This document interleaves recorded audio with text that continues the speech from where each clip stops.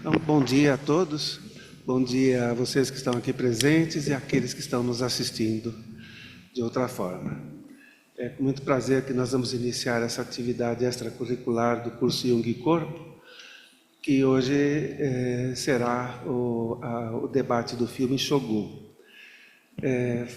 Antes de eu chegar no alto da montanha, aliás, estava na metade da primeira subida da montanha, eu li o livro Shogun, de James Cleveland, e na época eu pensei, seria muito interessante se fizesse um filme desse livro.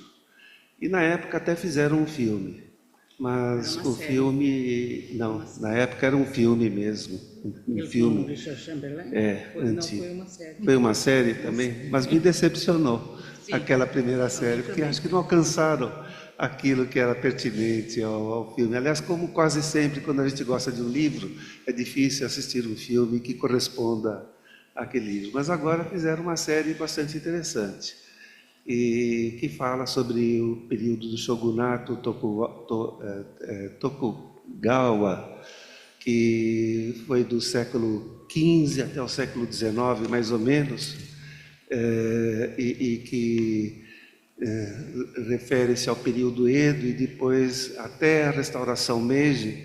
Então, trata desse assunto. E um outro aspecto que me chamou muita atenção quando li o livro foi que tem um determinado momento que chegaram os navegadores com o Blackthorne, aquele navegador europeu. Quando ele chega no Japão, na época a minha cultura é cristã, como todos nós aqui, e para mim os bárbaros eram os que não eram cristãos. E me chamou muita atenção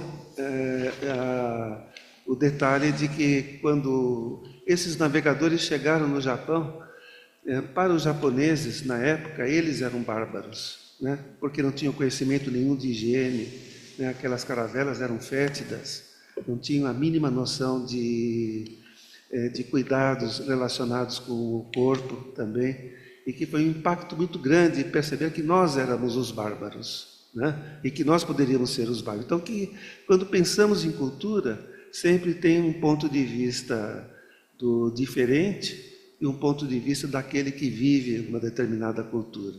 E isso chamou muito a atenção. E esse será o tema hoje, intercâmbio de culturas, né? Que é sobre o que as nossas convidadas vão falar, que são a Ana Maria Galrão Rios, que é psicoterapeuta, doutora pela PUC, professora do nosso curso, falta aqui o querida, né? Professora querida do nosso curso, Jung e Corpo, e a convidada de fora, a Beth Haga, que também a gente já conhece há bastante tempo, do grupo de ex-alunos do professor Sandro. Ela é psicóloga clínica também, mestra em psicologia pela PUC, especialista em saúde mental, imigração e interculturalidade. Então, são esses os nossos convidados. Eu quero observar que essa atividade é uma atividade extracurricular do curso Jung e Corpo, tá?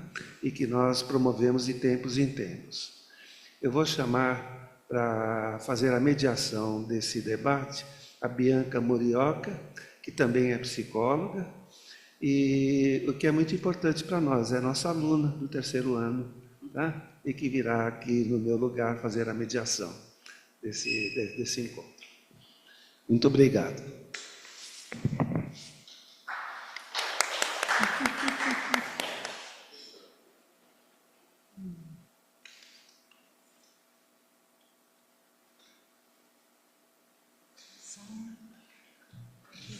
Bom dia a todos. Acho que a gente pode dar início, então, né, à nossa discussão sobre o tema. Eu queria passar a palavra, então, inicialmente para a Beth. Não, para a Beth, para a Ana, então, para a gente iniciar. Vamos lá. É para mim, primeiro, porque eu quero falar só um pouquinho, porque depois eu realmente quero dar espaço para quem realmente tem coisas muito importantes para dizer sobre o assunto e que eu quero aprender, que é a Beth. Estou aqui principalmente para ver a Beth falar. Só tem 3 assuntos que eu gostaria só de tocar mais rapidamente. Um é a escolha dessa série, desse filme, desse episódio. Primeiro, é sempre o pedido, mais uma vez, que a gente arrume um tempo para ver aqui. Eu acho muito gostoso quando a gente pode assistir junto alguma coisa e depois vir o debate. Então, sempre estou pedindo isso, vou continuar insistindo para ver se existe essa possibilidade, que a gente já teve durante um período, depois deixamos. Mas a escolha dessa série, para mim, teve uma surpresa muito grande, porque a minha expectativa egocêntrica, lógico, era o japonês visto do olhar da gente, do estrangeiro, o japonês estrangeiro visto do nosso olhar ocidental, da gente na nossa casa. E tem filmes sobre isso, eu achei muito interessante. A minha expectativa era essa, sabe? Já que a gente vai falar sobre a terapia, a história dessa cultura no jeito que ela se estabelece na nossa e faz aqui um diálogo, e a gente vai atender aqui as pessoas que vêm de uma outra cultura. É muito engraçado, porque para mim o estrangeiro é você. e sair desse lugar não foi automático para mim. Então, foi surpreendente essa escolha, e eu até pensei que... então, talvez tem os filmes do japonês aqui, tem os filmes do japonês no Japão, que são lindos, maravilhosos. Eu achei que podia ter uma aprendizagem também dessa cultura nesse lugar. Agora, ver o ocidental visto pelo japonês, numa cultura japonesa, para mim foi uma surpresa muito grande. Eu achei que foi uma escolha muito bem sacada. E eu fiquei pensando, quando eu estava vendo isso, na postura do Jung, quando ele vai viajar, quando ele vai fazer aquelas viagens para a África, quando ele vai fazer a viagem dele lá para os pueblos lá do Novo México, ele fica super introvertido, lógico, ele fica muito interessado de como é que era a imagem que o homem ocidental tinha nos olhos, o espelho, né? Buscando a imagem que os povos não ocidentais tinham do homem ocidental, que é mais ou menos o que tem aí, né? Os povos vendo o ocidental como bárbaro, e se olhar nesse espelho do olhar do outro com você sendo estrangeiro. E eu fiquei imaginando isso, né? Para mim, como é que é o meu olhar, como é que está nesse lugar de ser vista como estrangeiro, e achei que a tua escolha foi muito interessante, Beth, porque eu fiquei imaginando o que te levou a essa escolha. E para mim tem também um grito, sabe? Tem também um grito de, olha, pessoal, veja, a gente vem de uma civilização muito organizada, muito mais antiga, e os estrangeiros são vocês, aqui em qualquer lugar do mundo, e dentro de nós tem um lugar onde o estrangeiro é o outro e não você. Vocês vêm de uma civilização, a civilização japonesa é muito mais antiga, muito mais organizada, muito mais tradicional. Quando começa a miscigenação, você já vem de uma história de 5.000 anos. Sabe? Então, é quase como se você também estivesse trazendo, não isso que a gente vem falando dos complexos culturais, tal, do japonês chegando num Brasil que já existe, já está funcionando. Não, dentro do japonês que está aqui, vem uma raiz muito antiga e muito profunda, onde os estrangeiros continuam sendo nós e os bárbaros continuam sendo nós, né? A partir de uma construção cultural enorme que traz aí na tua raiz, né? Então, achei que também tem um grito de, me olha, me veja, não é isso, não cheguei ontem nessa terra, vocês não nasceram no ano 0, a gente nasceu bem depois de vocês. Então, achei muito, muito legal e interessante essa escolha, né? A escolha desse lugar de assistir toda uma construção na idade, uma coisa medieval, que o Brasil estava nascendo e vocês já estavam construindo o shogunato. Já tinha passado dessa fase, inclusive, né? Achei muito, muito bem interessante essa escolha para trazer para a gente. Outra coisa que eu queria também falar rapidamente é a ideia do preconceito estrutural, ou do racismo. Quando a gente fala de racismo, é quase que automaticamente pensando na coisa da negritude, não. O racismo no sentido de outra raça e o quanto ele é estrutural, e o quanto o estrutural inconsciente acaba sendo prejudicial. Eu tenho lido, participado de algumas bancas das pessoas trazendo essa história que quando o racismo é consciente, é horrível, mas pelo menos gera um movimento de revolta, gera um movimento de oposição. E que aqui no Brasil a gente tem uma construção psicológica que a gente não assume coisa nenhuma. A gente finge que está tudo bem, a gente finge que é igual, a gente finge que aceita, a gente finge que entende, só que não. E a gente inconscientemente projeta um monte de coisas nos outros, e essas projeções têm um efeito, que essas projeções, em geral, de sombra, porque é projeção, né? Em geral, tem um efeito muito deletério no desenvolvimento da psique do outro sobre o qual a gente projeta. Porque aí o outro não tem o direito de ser o que é, ele tem que lutar contra uma expectativa, uma projeção que de alguma forma vai moldando a personalidade. E quando essa projeção é de inferioridade, cria uma tensão entre o ser que é e o ser que se espera que seja, maior do que o que precisava ser. E eu tenho lido em alguns lugares que isso gera somatização, gera um aumento de doença psicossomática, porque tem toda uma produção de cortisol, tem todo um preparo para ser atacado e para ter que se defender, todo um esforço maior para poder ser visto do jeito que é e não corresponder às expectativas coletivas. Quanto mais coletivo e quanto mais inconsciente, mais profundo e mais difícil, né, de ser identificado e de encontrar recurso para lidar com isso. Eu acho super importante falar do lado mais deletério, do lado mais violento do racismo ou das projeções inconscientes sobre o outro, né? Porque quando é consciente, você pode falar, tipo... você faz a conta aqui para a gente dividir. Toda vez que a gente sai para almoçar, toda vez a conta vai na mão da Beth, porque o japonês sabe fazer a conta e dividir, e é verdade, vai, e você pega, você faz a conta e divide, 15 pessoas vai para você, né? Então isso é uma coisa, e é completamente natural para todo mundo. E eu lá sei se você quer ter esse papel ou não, e também nunca ninguém de nós perguntou. E esse mais um monte, né? Mas então, essa atenção que a gente precisa ir desenvolvendo para o efeito que a gente causa no outro, para falta de permissão de desenvolvimento da alma real do outro por causa das nossas expectativas, ou um lugar específico onde a gente já coloca as pessoas nos grupos, na sociedade, etc. Né? E outra coisa que eu só queria contar, que lá quando eu estava fazendo a pesquisa do doutorado, era o desenvolvimento da memória autobiográfica. E foi a Ana que me mostrou na época, uma pessoa que chamava Fivucci, lembra dessa?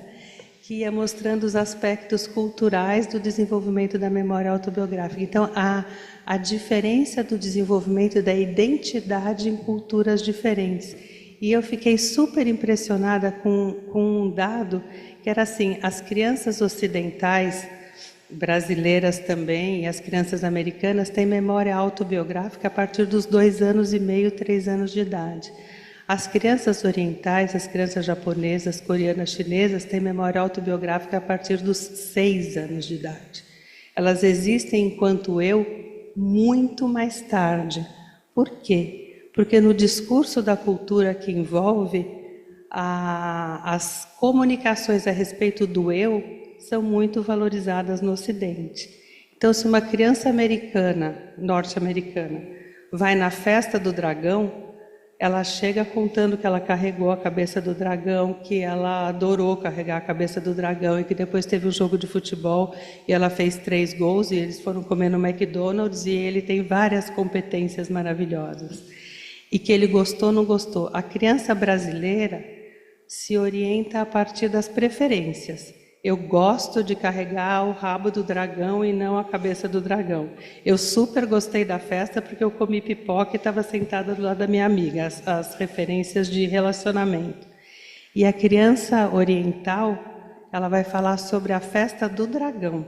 O dragão é vermelho, o dragão é bonito, o dragão representa a primavera.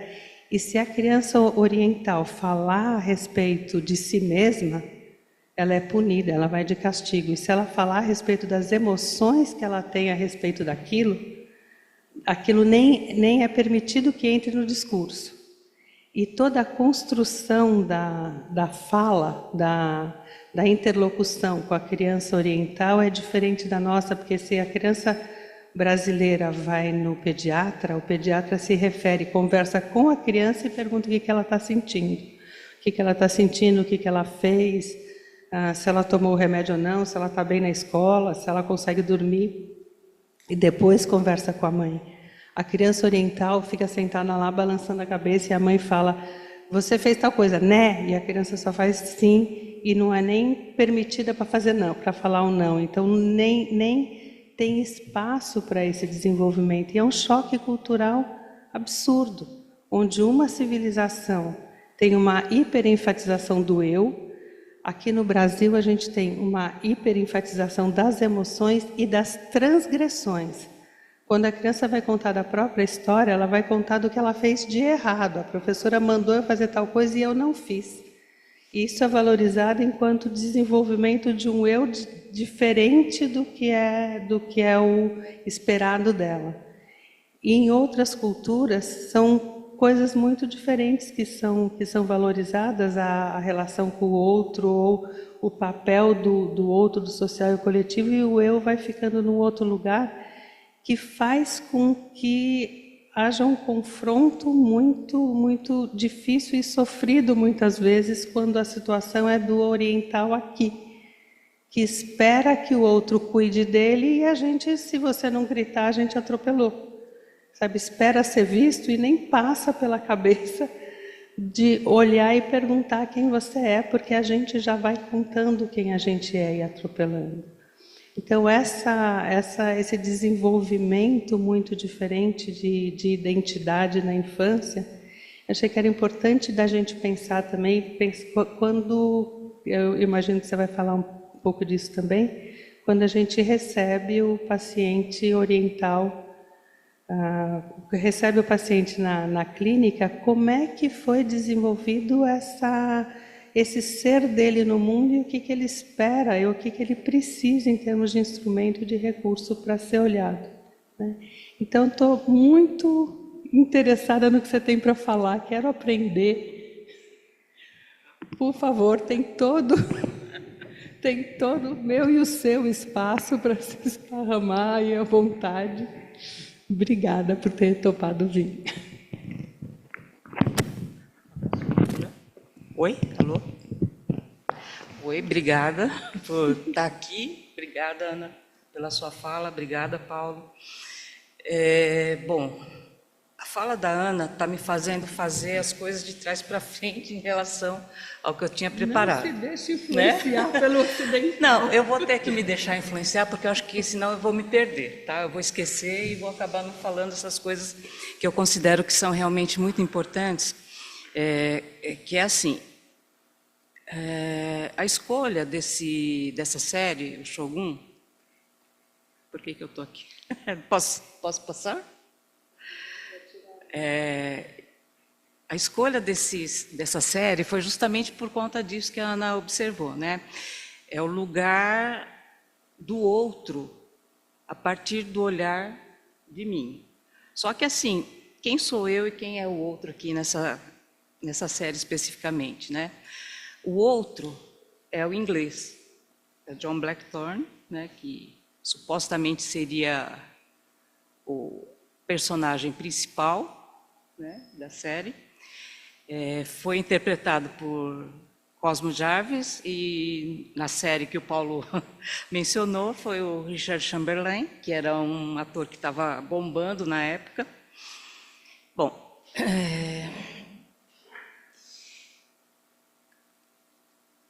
eu gosto bastante de cinema, de séries e tal, e eu costumo assistir algumas pessoas, críticos, sei lá, que comentam sobre cinema, sobre séries e tal.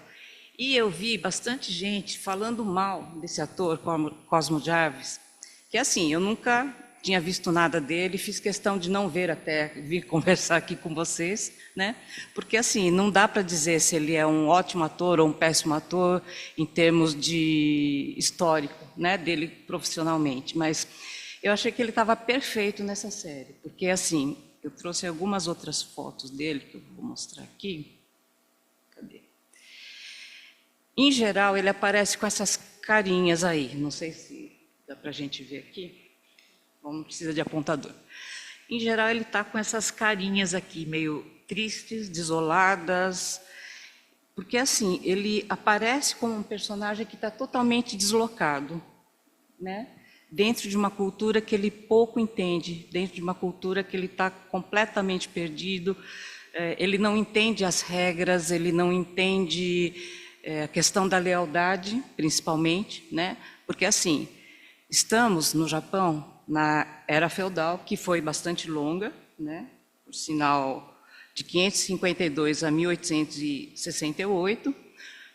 Na Europa também estávamos no período feudal, só que assim, as relações são mais ou menos parecidas em termos de suzerania, vassalagem, só que a questão da lealdade é muito diferente, né? No Japão e na Europa, né? O que a gente tem? A gente tem uma lealdade que é levada a fundo. Ela é levada com muita seriedade e com um compromisso e uma responsabilidade que aparentemente não existe, né, no Ocidente. Num determinado trecho desse episódio que foi combinado da gente assistir para estar aqui, né, que é o episódio 5, tem umas conversas, mas ao longo da série inteira a gente vai vendo uma série de conversas entre o John Blackthorne, ou chamado lá como Anjin, que é piloto, né? Porque ele era o piloto do navio, e as pessoas, principalmente a Mariko, que é a personagem feminina principal, vamos ver a carinha dela aqui também, né? Anna Sawai, perfeita também nesse papel. Eles conversando e a gente vai vendo esse embate entre as diferentes culturas, esse não entendimento dele. Tem um determinado ponto desse episódio que a gente combinou de assistir, que eles estão conversando ali, e ele fala assim que, porque eles estão apaixonados, né? Ela é casada, mas eles estão apaixonados, e aí ele pega e fala para ela, depois dela ter sido agredida pelo marido ciumento, enciumado, mas eu vou depois dar outros detalhes sobre essa situação, em que ele fala para Mariko, o Blackthorne fala para Mariko assim: mas você não é obrigada a se sujeitar ao seu marido, deixa ele, vive a sua vida, seja livre, né? Deixa eu pegar aqui o que eu separei aqui. Socorro. Muito papel. Aqui. Então, ela não precisa se submeter ao seu marido ou às regras japonesas, que ela tem o direito de ser livre e de ser ela mesma. E aí ela responde para ele: quem está aprisionado é você, pois a sua liberdade não o livra de si mesmo, né? Então, só para lembrar, esse diálogo entre eles dá a impressão que a individualidade sempre existiu no Ocidente, também não, né? O eu, o indivíduo, é uma coisa assim, já do... como é que é? Ele se constituiu mais na época do Renascimento, né? Mas no mercantilismo ele já estava emergindo por conta dessa possibilidade do enriquecimento, né? A capacidade do indivíduo de enriquecer e de empreender, né? Já tinha o germe do empreendedorismo ali. Então isso vai dando um protagonismo para o indivíduo que, se a gente for olhar, eu tenho também feito alguns estudos dos povos originários brasileiros, e o que a gente vai vendo que tem em comum entre as culturas todas, é que a maioria das culturas, elas são coletivas, né? A coletividade, a comunidade é muito mais importante do que o próprio indivíduo. O indivíduo só é importante porque ele faz parte dessa comunidade, né? Porque cada um colabora com o outro para um bem comum, né? E eu acho que isso é o que a gente carece bastante aqui no Ocidente, né? Principalmente nos últimos tempos, que a gente vai vendo uma exacerbação desse eu, dessa liberdade de expressão, né? Que é reivindicada por uns e outros aí, mas que é simplesmente eu faço o que eu bem entendo, esquecendo aquela máxima de que a liberdade de um termina quando começa a liberdade do outro, né? E aí eu vou falar de algumas características do Japão, ou dos japoneses em específico, que eu acho que contribuíram também bastante para essa estrutura, ou essas características dessa importância. Eu vou só conseguir falar dos japoneses, não dá para eu falar sobre os asiáticos em geral, porque eu não tenho essa propriedade, eu não tenho esse conhecimento, tá? Então eu não me sinto digna de estar falando de todos. Vou falar dos japoneses, que é de onde eu venho, né? É o que eu tenho estudado nos últimos anos, e que é assim, o Japão é um arquipélago formado por várias ilhazinhas, está em cima de um, como é que chama aquilo? Placa tectônica, obrigada. 3 placas tectônicas, né? Então, assim, desde sempre, a história deles era sempre, o tempo inteiro, ameaçados por terremoto, por tsunami, né? E fora que a própria estrutura geográfica ali não permite muitas, não existem muitos campos cultiváveis, né? Porque o território é pequeno e é muito montanhoso, né? E aí o que acontece? Se a gente for pensar que isso existe desde a pré-história, ou desde sempre, ou desde os primeiros anos, porque assim como outros povos, os japoneses foram povos que migraram do continente asiático para essas ilhas, desculpa, e para sobreviverem, eles precisaram contar uns com os outros, né? Só a partir da colaboração mútua é que eles conseguiram. E aí, nesse episódio também a gente vê que acontece um terremoto ali, e depois a gente vê as pessoas da aldeia fazendo a reconstrução. Então, é todo mundo fazendo tudo, né? E tem num outro momento, eu não sei se, acho que não é nesse episódio, que a Mariko fala que as casas lá foram construídas de um jeito que elas são destruídas muito facilmente, mas elas são, né, elas podem ser reconstruídas, né? Então, a casa, ela pode ter sempre a mesma aparência, mas ela não é a mesma, porque ela foi derrubada por terremoto, por incêndio, que é decorrente, às vezes, do terremoto, e por outras intempéries, enfim, né? E que tudo isso foi criando, vamos dizer assim, esse lugar de uma importância muito grande, só que tem toda uma estrutura que se baseia também nisso, né? A sociedade nipônica, ela é extremamente hierárquica, né? Existem os superiores e vai de escadinha em todos os âmbitos, seja profissional, seja familiar, né? Então, tudo isso vai dando esse lugar, não sei se exatamente de obediência, mas é como se, de algum modo, esse sistema feudal fosse perfeito para essa sociedade, né? Porque sem a lealdade, sem as responsabilidades, sem esse modo de vida, a existência fica impossível, né? E aí, em termos assim, em termos de conduta familiar, existem algumas coisas do tipo assim, existem as regras, né, de como a gente deve se portar. Então, assim, eu vejo isso um pouco como uma coisa que pode resultar negativamente em alguns aspectos, no seguinte sentido: é muito importante o que a comunidade pensa de mim, então eu tenho que desempenhar um papel XYZ. Eu não posso ser espontâneo, não posso ser eu mesmo, né? Então existe uma persona muito forte, né? Uma coisa muito, às vezes até rígida, né? E a Mariko, ela traz um pouco disso, né? O que a gente vê é um semblante sereno, né? Uma mulher bonita e que muito poucas vezes ela tem essa expressão ou de raiva ou de tristeza, né? Parece que ela está sempre igual, mas a gente vai vendo pela sutileza das falas, né, que a gente vê nos diálogos. Bom, eu estou me perdendo um pouco, então eu vou fazer o seguinte. Vou voltar uns slides aqui. Que aqui eu conto um pouquinho da história sobre a história. Então, a gente tem esse romance, né? O Shogun foi escrito por James Clavell, que, assim, ele tem uma história muito interessante. Ele nasceu em Sydney, na Austrália, porque o pai dele, que era um oficial da Marinha Britânica, ele estava em serviço lá, na Austrália, entre 1920 e 22, ele nasceu em 21. Só que depois, terminado esse serviço que ele estava prestando na Austrália, a família voltou e ele foi criado na Inglaterra.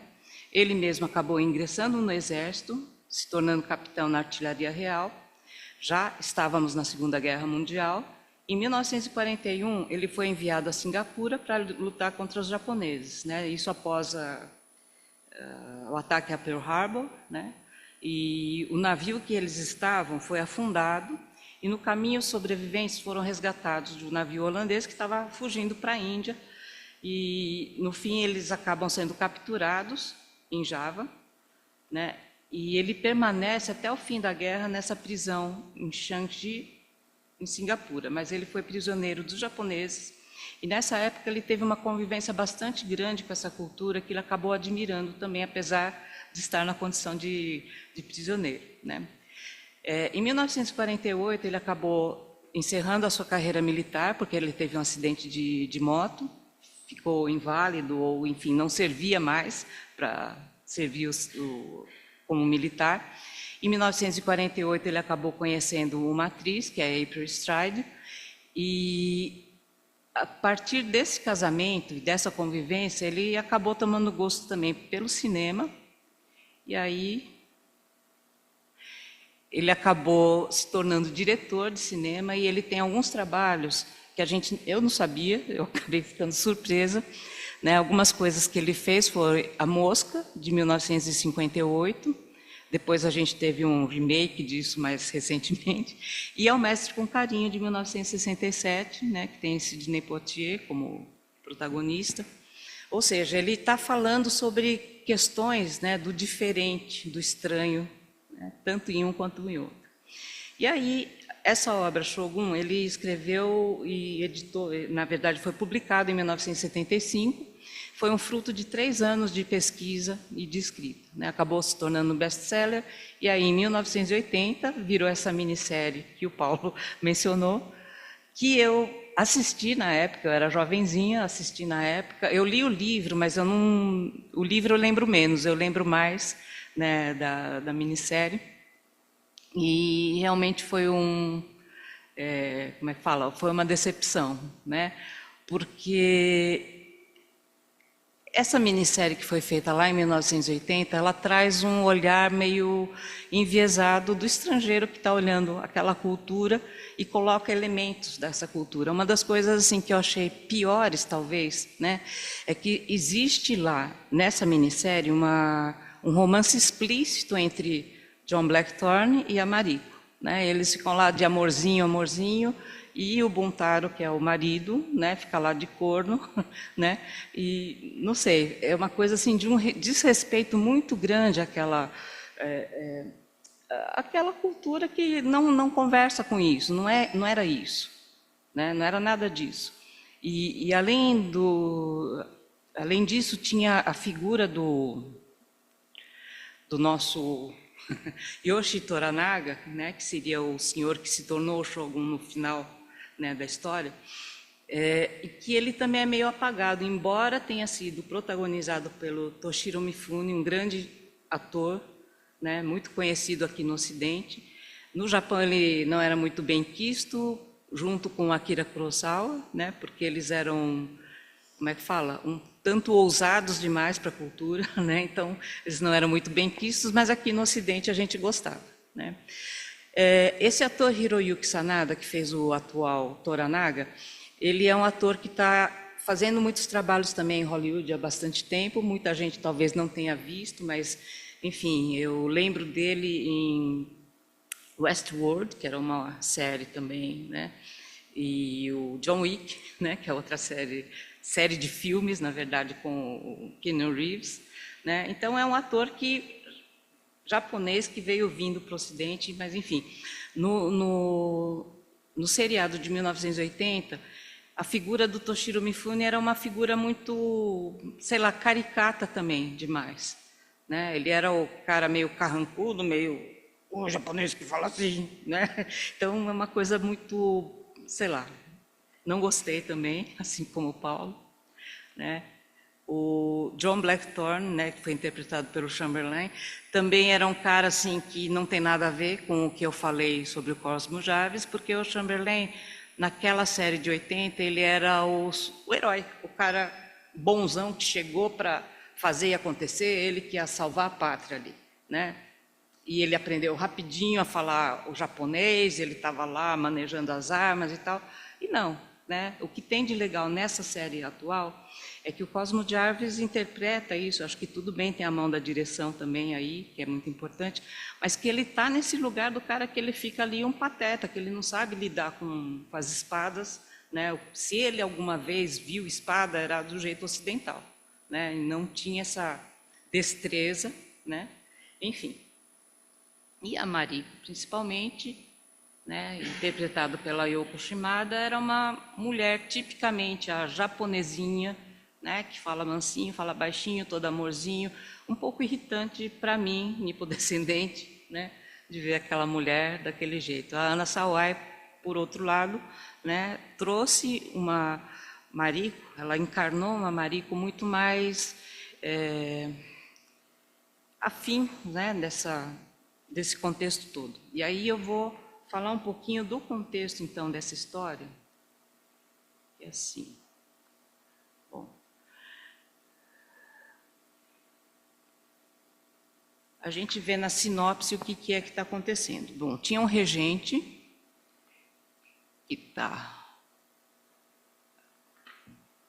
É aqui que eu tenho que mostrar. É aqui que eu tenho que mostrar. Ele está aqui no seu leito de morte, né? Ele era o regente principal.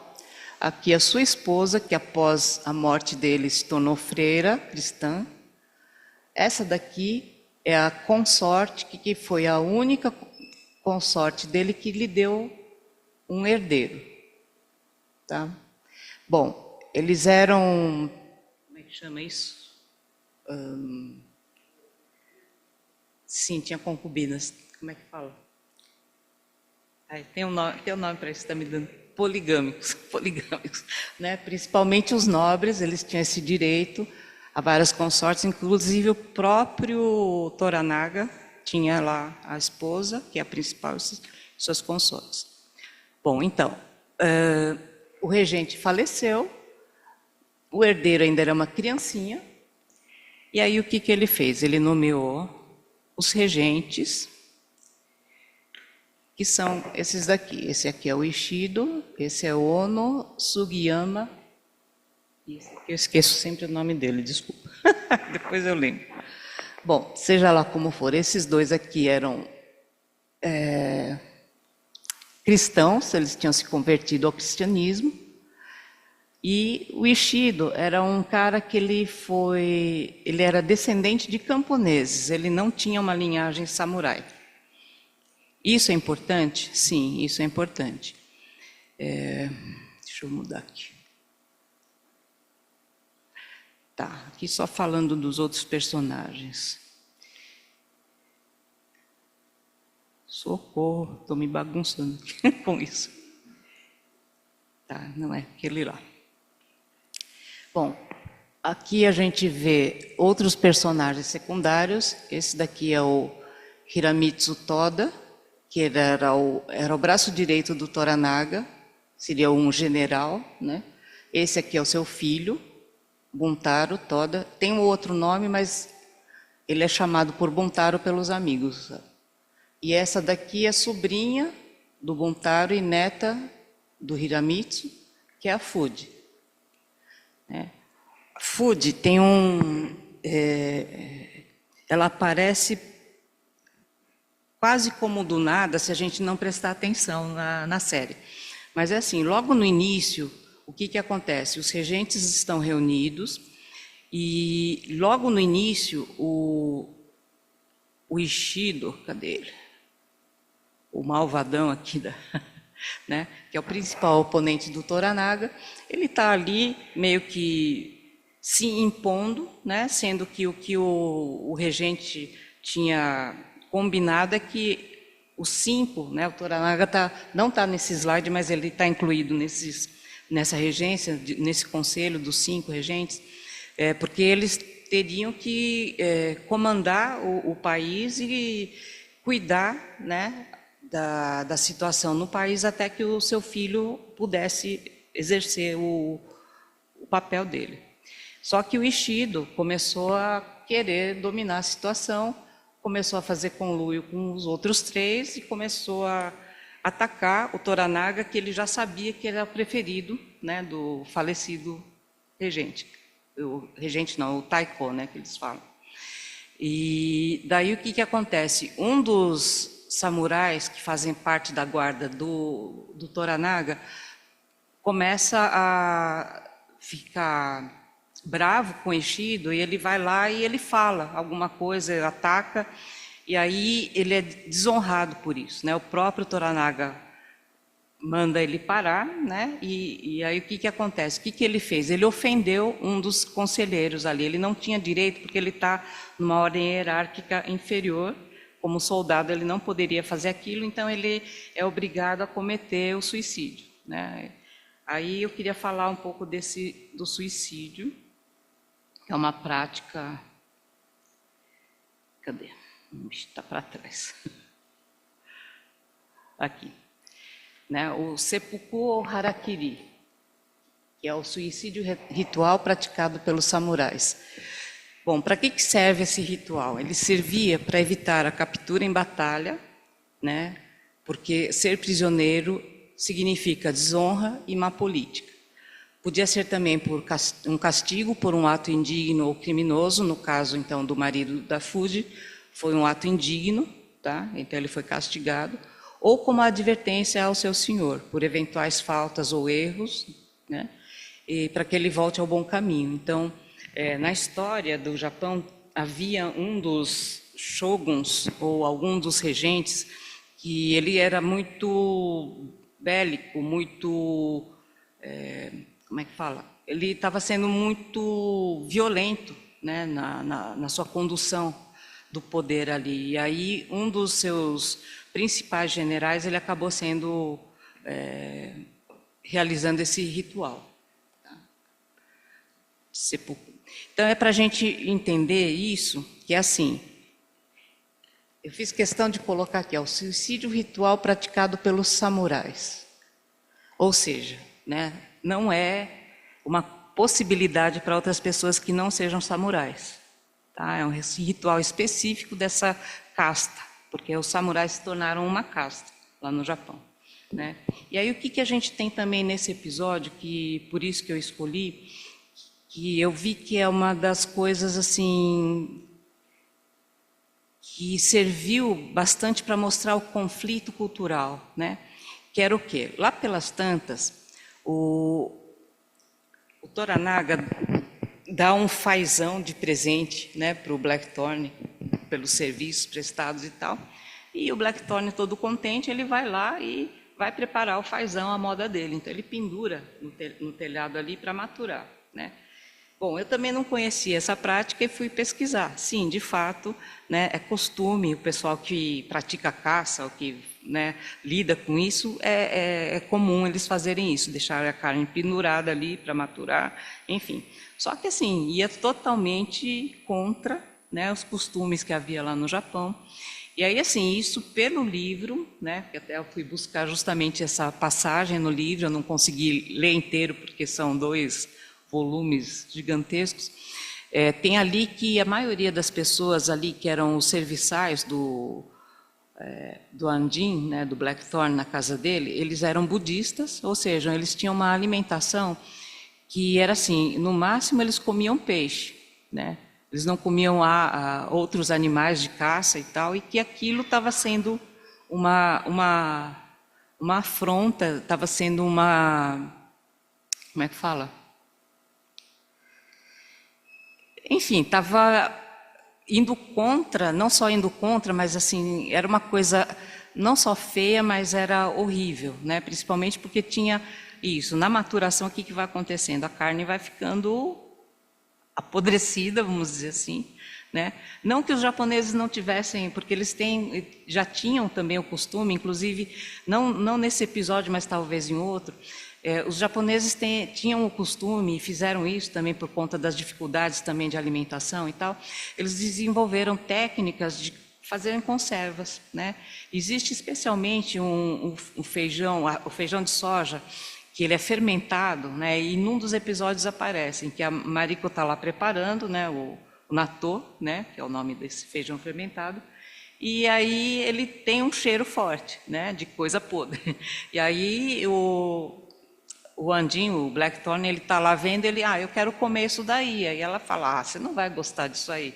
Ele, não, eu vou comer sim. Aí ele pega e experimenta e ele fala, é bom, é que nem queijo, né? Fede pra caramba, tem um gosto forte, mas é gostoso, né? Então, assim, não é que eles desconhecessem essas técnicas de maturação, sei lá o quê, mas que era diferente, porque como era um animal, ia juntando mosca, verme, sei lá mais o quê, né? Sei lá quantas coisas. E aí o que aconteceu? Como a situação estava insuportável, o jardineiro, ele se encarregou de tirar o fazão de lá. Bom, na hora que ele pendura o fazão, para impedir que as pessoas tirassem, ele fala para as pessoas assim, quem tirar vai morrer, né? Embora com a dificuldade de linguagem, ele consegue deixar isso claro para as pessoas, que quem for responsável por tirar o fazão de lá morre. Só que assim, como a situação estava insuportável, alguém tinha que tirar. E aí o que aconteceu? O jardineiro, que era um senhor já de idade, ele se ofereceu para tirar o fazão, né? E aí ele é morto porque havia essa ordem. E aí o Blackthorn, ele fica muito bravo. Como assim? Você matou o velhinho só por causa disso? Né? Daí a Food, né? Foi a Food que foi a responsável, não sei se foi ela que executou o velhinho, mas enfim, ela se responsabiliza porque ela é a consorte, né, do Blackthorn, então ela é a dona da casa. E aí ela se responsabilizou pela morte do jardineiro. E o Blackthorn fica muito bravo. Como assim? Você mata o velhinho por nada, por besteira e não sei o quê. Né? E ele não se dá conta de que aquilo que ele falou bestamente, né, era uma palavra que tinha que ser honrada. Aquilo que ele estava falando não era besteira. Né? Pelo menos dentro do olhar daquela outra cultura, que entende que aquilo que você falou, né, está falado, a sua palavra, né, tem honra, a sua palavra é a lei. E você é o senhor dessa casa, o senhor é o senhor máximo, hierarquicamente, dessa casa. Então, aquilo que você fala tem que ser cumprido, né, ao pé da letra, não pode ser diferente. Né? Então, aqui a gente tem uma série de coisas que a gente não vai entendendo. Né? Que mais? Bom, tem outras passagens, né, que a gente vai vendo dessa dificuldade de comunicação entre as diferentes culturas, e daí eu queria dar um pequeno pulo, então, já para a nossa atualidade, pensando um pouco assim, essa cultura, ela está na base, né, dos meus ancestrais, ou de mim, enquanto pessoa, mas só que o que acaba acontecendo? Né? E aí eu vou introduzir aqui algumas ideias que vieram a partir dos estudos que eu fui fazendo também dentro das questões interculturais. Né? Que o migrante, ele vai passando por um processo de perda, em primeiro lugar, né, de todas as suas referências, de tudo aquilo que ele deixa para trás, que seja a sua arquitetura, que seja a sua alimentação, base de alimentação, o clima, o relevo, né, tudo aquilo que está lá no lugar. E o migrante, em geral, ele pode não migrar sozinho, mas ele traz só uma parte da família dele. Então, ele tem essa perda também das pessoas que ficaram.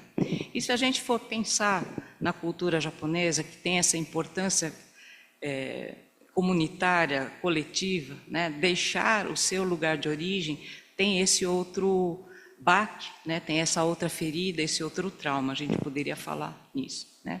Bom, enfim, independentemente de origem do migrante, os migrantes passam por um processo também de aculturação, Mas é assim, não é o indivíduo que migra que necessariamente vai fazer esse processo. Esse processo acaba se tornando transgeracional. Só que assim, o migrante que teve as perdas, ele está mais perto dessa origem. As gerações que se sucedem a ele vão tendo um afastamento dessa cultura original, ou seja, tudo aquilo que era referência vai passando por uma outra instância que não é mais aquela consciente, ela vai passando para camadas mais inconscientes e que isso pode acabar virando até sintomas em termos de, como é que eu posso dizer isso? Na forma como se lida dentro daquela cultura que o acolheu ou não, né? Porque também tem isso, dependendo da forma ou do acolhimento que o hospedeiro, não sei como é que a gente chama, né? A nação que recebe o migrante, dependendo da forma de acolhimento, isso vai ter um impacto ao outro. Eu não sei, a gente não vai ter muito tempo, né? Tem?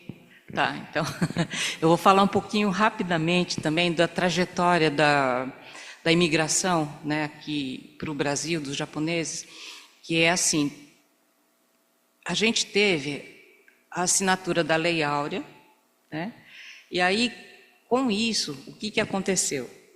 As fazendas ficaram sem mão de obra. Precisava se trazer gente que estivesse disposta e disponível para trabalhar, porque não se podia mais contar com os escravos negros. Houve várias tentativas, né, e no Japão, o que estava havendo? Estava havendo uma crise econômica, alimentar muito forte, e aí houve um acordo entre governos, né, de exportação, então, de mão de obra, de exportação de migrantes. E nessa época, especificamente, estava havendo assim, um movimento que foi praticamente internacional, que se chama o perigo amarelo, né?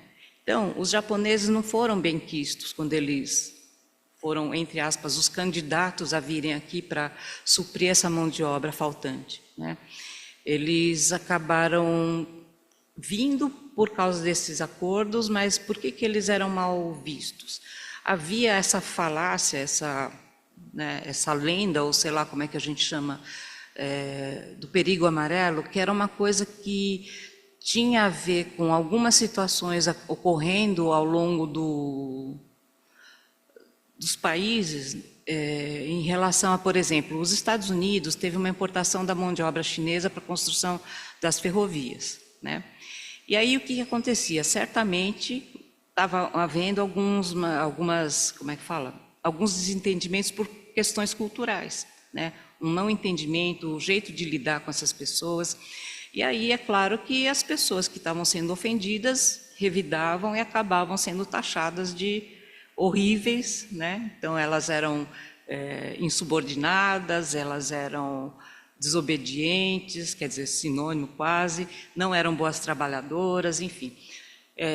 Com essa onda de migração, né, que estava precisando, o Japão estava precisando exportar os seus pobres, né, vamos dizer assim, para trabalhar em outros lugares, e alguns foram, até pela proximidade, foram para os Estados Unidos, principalmente ali na região da Califórnia, e começou a haver algumas situações assim ruins lá, principalmente assim, o que a gente tem de registro é de uma pessoa, um rapaz, talvez um homem, que foi trabalhar como empregado doméstico numa casa de família, e aí houve algum tipo de incidente lá de violência e tal, e aí isso acabou gerando essa, como é que fala?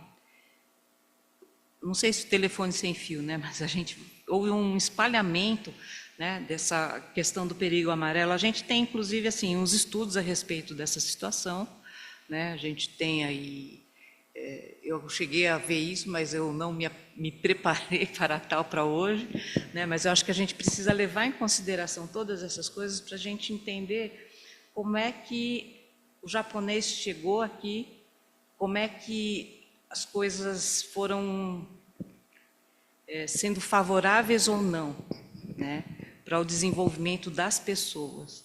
Então, o que a gente tem? A gente atravessou também a Segunda Guerra Mundial, né? A imigração japonesa começou aqui no Brasil oficialmente em 1908. Né? De lá para cá houve muitas gerações, muitas levas de famílias vindo. E uma das coisas que aconteceu com o evento da Segunda Guerra Mundial é que, por participarem do eixo, né, eles eram inimigos dos aliados. E aí o que aconteceu? Houve uma repressão muito forte, né, tanto aos imigrantes japoneses e seus descendentes, quanto os italianos e os alemães, né? Especificamente em relação aos japoneses, que havia talvez uma distância cultural maior, por não serem ocidentais, houve também isso, né, uma proibição, né, da propagação da língua. Então as pessoas não podiam conversar em japonês em público, quando muito dentro das suas casas. Foram queimados livros, talvez os oratórios, né, os oratórios que as pessoas tinham em suas casas. Então, uma série de coisas foram sendo destruídas, e essa destruição vai dando algumas características também para as pessoas, que é assim, quem era criança nessa época acabou ficando talvez sem religião, porque não podiam praticar, né? Não podiam falar sobre, né? E outra, tem uma característica que aí é da cultura nipônica, que ela é pouco falante, ela não explica, ela não fica contando, ó, isso aqui é desse jeito porque alguém construiu desse jeito. Ah, porque tem um botãozinho assim, um botãozinho assado, não. Isso aqui é assim porque é assim, ponto. Entendeu? Entendeu? Não entendeu? Entendesse, né? Até porque... como é que é? É um outro jeito, talvez, de entender, em termos de pensamento, de formação de pensamento, né? O que a gente vê, existem estudos linguísticos também falando, né? Quem fala diferente, pensa diferente. Parece uma coisa óbvia, mas não, é no sentido de que, assim, as referências que a gente vai tendo do mundo, né? As referências de mundo, a percepção que a gente tem dos objetos vai se modificando de acordo com a língua que a gente fala, que meio que uma coisa se molda à outra, né?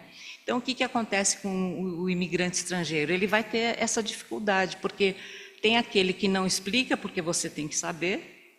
Como é que você não sabe?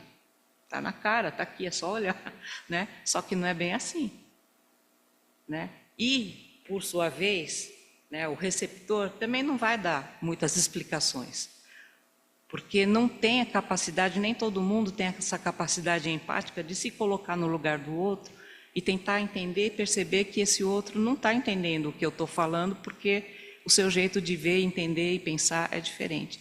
E a gente faz isso em mínimas coisas, não precisa ser um estrangeiro com afeição diferente, né? Aqui no Brasil mesmo, a gente tem inúmeros Brasis. As pessoas migram internamente, sim, né? Só que assim, na conversa do dia a dia, às vezes a gente não se dá conta de que o meu vizinho, por exemplo, ele pode ser, sei lá, ou ele é mineiro, ou ele é pernambucano, e que tem referências culturais muito diferentes da minha, que sou sudestino paulista, né? E aí eu começo a conversar com ele, falando de coisas, referências à minha, sei lá, da minha infância ou da televisão que eu assisti, não sei o quê, e que a pessoa não teve essa referência, porque lá na terra dele passava outra coisa, na infância dele, porque ele cresceu lá, né? Enfim, tem todas essas coisas em termos de dificuldades, né, dessa, como é que fala?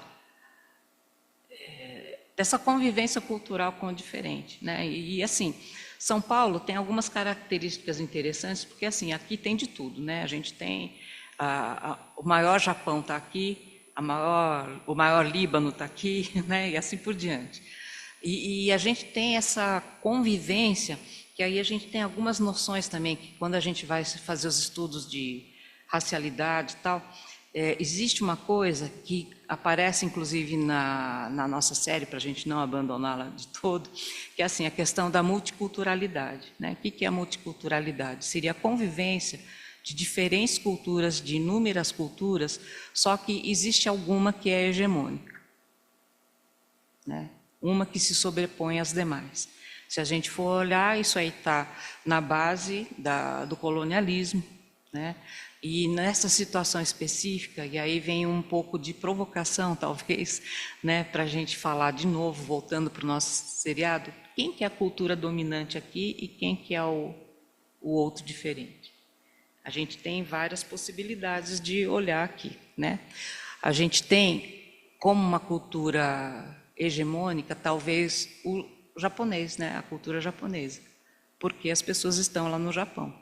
Só que, ao mesmo tempo, mundialmente não era bem isso que estava acontecendo. O que a gente tinha? A gente tinha uma cultura hegemônica de Portugal e Espanha, que aquelas alturas do campeonato, né, final do século XVI para o século XVII, estavam dividindo o mundo através do Tratado de Tordesilhas, para cá é seu, para lá é meu, né? Inclusive o Blackthorne, num dos primeiros episódios, ele dá essa explicação lá para o Toranaga, e como assim? Como assim? Está dividindo a gente pertence a alguém? Como assim? E a nossa própria soberania, né? Isso não é dito, mas é essa questão que surge ali, né? E a nossa soberania, a gente como nação, como, né, a gente não é uma coisinha qualquer que você pega e passa a risca ali, aqui é seu, aqui é meu, né? Então, essa é uma das facetas, né, das questões culturais. A outra forma da gente olhar, eu acho que é quase como sinônimo. Me perguntaram, que isso eu dei numa das aulas que eu dei aqui, né, para o pessoal, a transculturalidade ou a interculturalidade, que é uma outra forma da gente ver, que aí sim as culturas estão em relação, né? Elas estão podendo transitar sem essa hierarquia do hegemônico e os outros se submetem, né? Existe essa possibilidade de respeito, de poder olhar o outro como ele é, né? E aí, assim, eu estou pensando agora nessa questão que a Ana traz, em termos de quando a gente vai atender uma pessoa, né? Para mim fica muito difícil de falar sobre isso, né?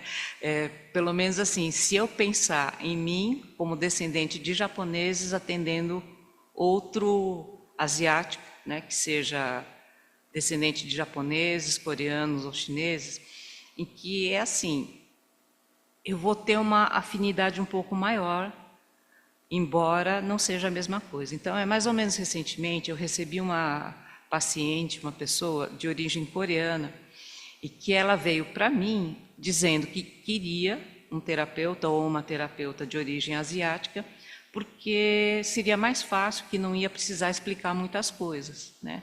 E aí, no primeiro contato, ela me disse isso e eu respondi, olha, só que eu não sou coreana também, né? Daí ela falou, não faz mal, eu sei que a gente vai ter diferenças, mas algumas coisas vão ser muito parecidas, né? Então vai ser mais fácil você me entender do que uma pessoa branca, né?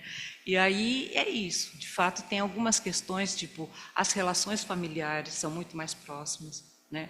Agora é assim, eu fico pensando do outro jeito, né? Eu nipodescendente atendendo uma pessoa branca ou uma pessoa preta, e aí eu fico assim, aí eu estou num outro lugar, né? Mas dentro da minha formação como psicóloga, eu fui aprendendo as coisas dentro de um referencial que era eurocêntrico, né?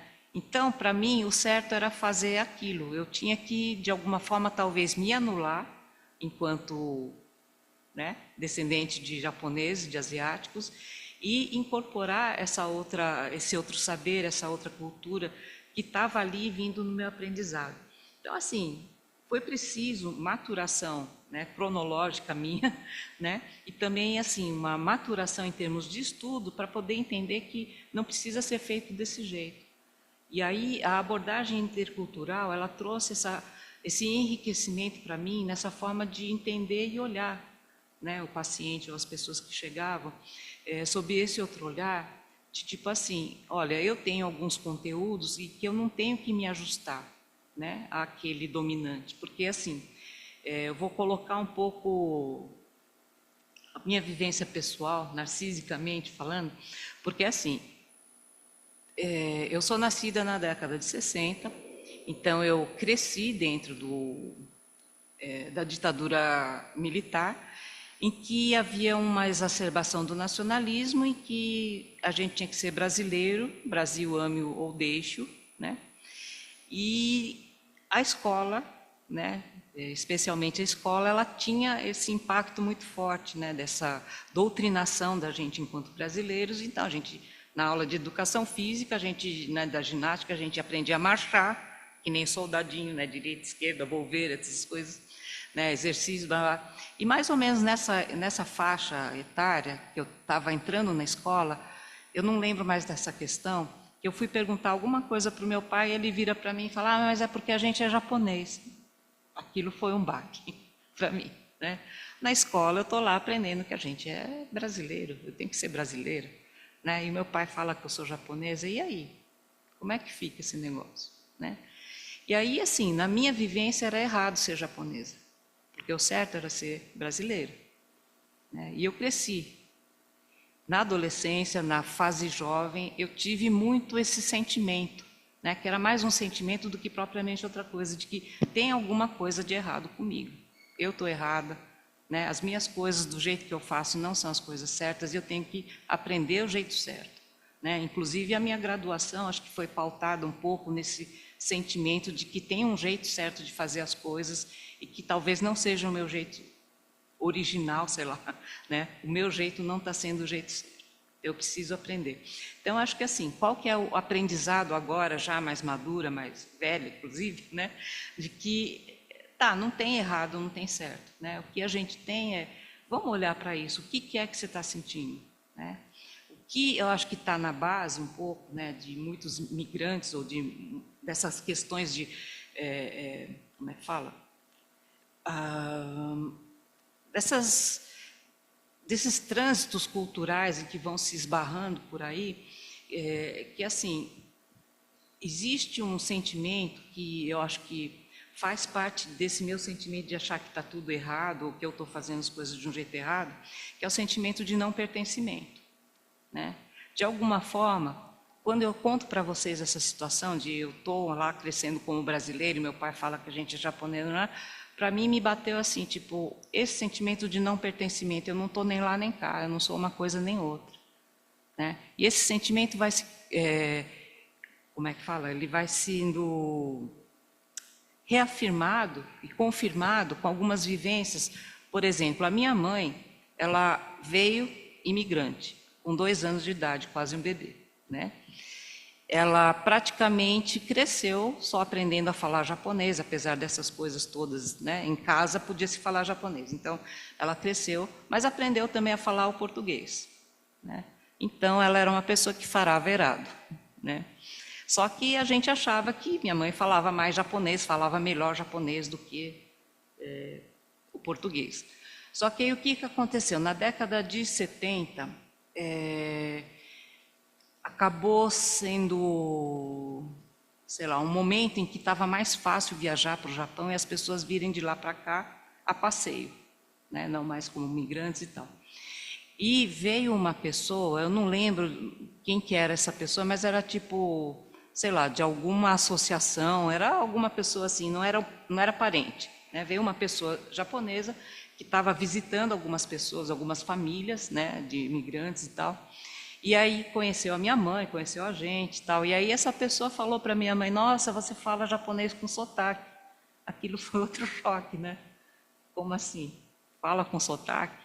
Né? Ou seja, de novo esse lugar, não está nem aqui nem está ali, né?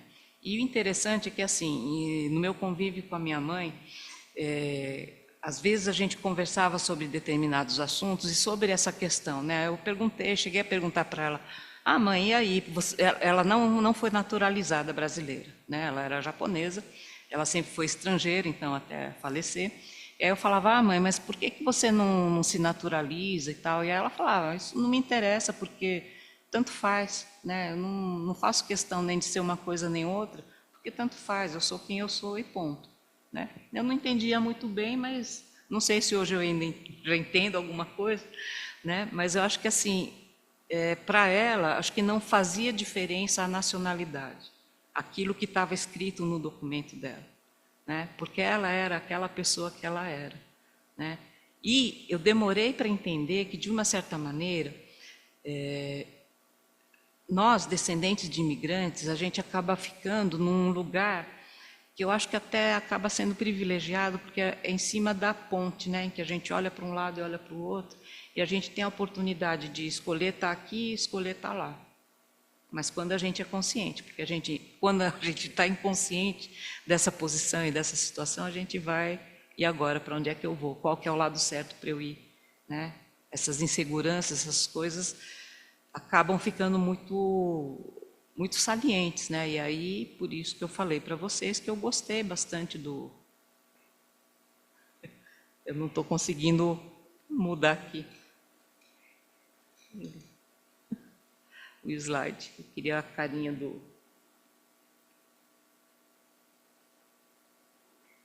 Travou.